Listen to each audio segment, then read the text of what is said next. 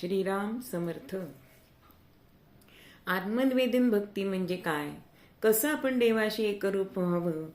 तर ज्याप्रमाणे नदी सागराला मिळते, तिला निवडून वेगळी काढता येत नाही.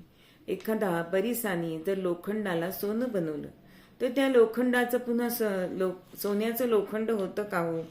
त्याप्रमाणे आपण भगवंताशी एकरूप झालं पाहिजे. त्वत्वमसी, हे तूच आहेस, ही भावना आपली वाढीच लागायला पाहिजे. भक्त हा स्वस्वरूपाशी एकरूप झाला.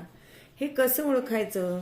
तर तो क्रोधरहित होतो, स्वस्वरूपाच्या आनंदात तल्लीन होतो.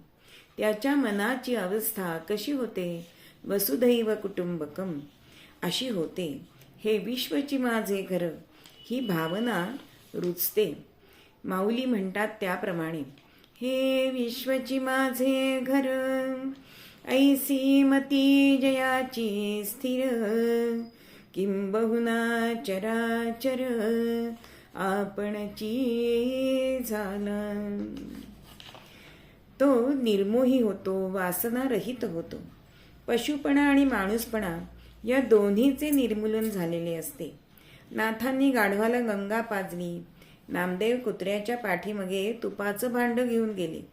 आकाश जसे अगदी नरम असते, त्याप्रमाणे ह्या भक्ताचं अंतःकरण, ह्या साधूचं अंतःकरण अगदी मृदू असतं.